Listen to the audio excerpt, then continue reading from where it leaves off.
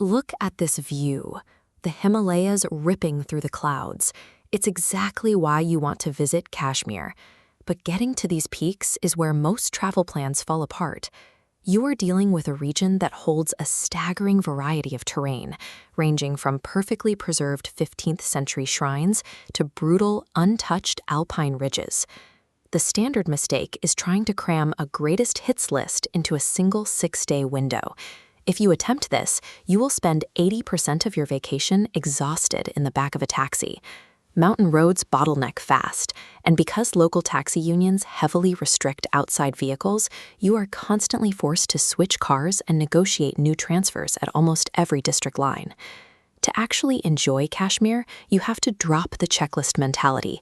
You need to pick one specific regional tier and align it with the exact amount of physical friction you are willing to tolerate. To map this out, look at this diagram. It shows Srinagar as the mandatory center of any Kashmir itinerary. From this hub, you branch out into 3 distinct zones: accessible comfort, alpine extreme, or the frontier. Setting up your Srinagar baseline requires booking a houseboat on Dal Lake and committing at least 1 full day to navigating the old city. Doing this gives you zero-fatigue access to centuries of imperial architecture. You can walk right up to the symmetrical fountains and manicured terraces of these Mughal barons without breaking a sweat. You also gain an immediate cultural immersion here. A local artisan holds a highly detailed woodcarving panel, a craft lineage tracing straight back to Sultan Zainal Abdin's historic markets. But staying in the hub has a cost. You are navigating heavy commercialization, peak tourist pricing, and a constant stream of aggressive hawkers along the boulevard. Srinagar delivers vital history and comfort, but it remains a dense urban center.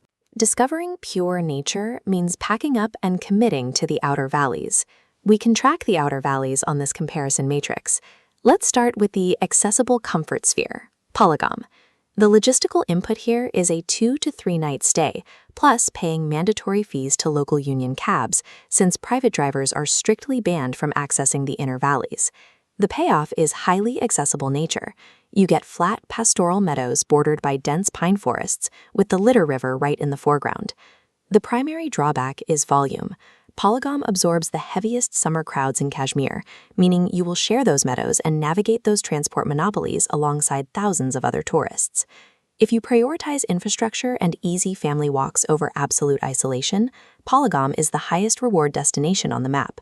Now we step up to the alpine extreme sphere, our matrix updates with Gulmarg. Accessing this terrain requires fighting for highly competitive Phase 2 gondola tickets months in advance and renting heavy winter gear down at the base. That ticket lifts you directly to Afarwat Peak at over 13,000 feet, unlocking some of the deepest off-piste powder skiing in Asia. But the altitude is severe enough to cause acute sickness, and minor high wind events will shut the gondola down entirely, leaving you stranded at a congested base station. If you don't want to risk the overnight commitment, our matrix offers an alternative, the Alpine Day Strike to Sunmark. The cost of admission here is a committed 3-hour drive straight out of Srinagar and up into the mountain passes. It guarantees late spring snow. This Sojela Pass sign marks 0 point at over 11,000 feet, putting you inside a glacier-carved landscape. These high-altitude zones deliver massive visual drama, as long as you can accept the physical strain and the constant threat of weather delays. The final tier strips away the infrastructure entirely, the disconnected frontier. You cannot just show up here. You must secure military border permits, hire specialized off-road vehicles, and prepare for zero cellular network. The transit is grueling. You rely on heavy 4x4s to churn through deep mud, loose rock, and steep, unpaved mountain passes for hours. What you get in return is absolute solitude. The valleys here hold raw, undisturbed timberlines and authentic, pre-commercial village life. But you trade away all amenities. You sleep in basic homestays, and a single localized storm can trap you behind the pass for days. Traveling to the frontier is an expedition, not a vacation. It rewards only the specific type of traveler who actively seeks out logistical friction. To build a functional itinerary, look at this decision tree flowchart. It starts with a single prompt. What defines a successful trip for you? We break this down into 3 traveler profiles. If you are a comfort maximizer, traveling with a family or on your first visit, follow this path. base yourself in Srinagar, then spend 3 peaceful nights in Pahalgam. If you are an altitude chaser, aiming for heavy snow and photography, track the second route.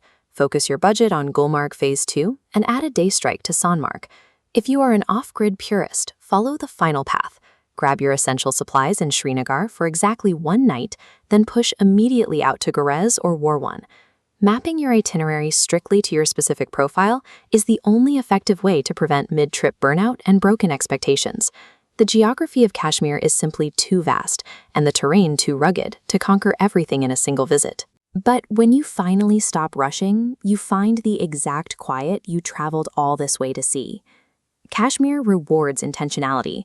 Pick your lane, respect the local logistics, and the mountains will deliver exactly what they promised.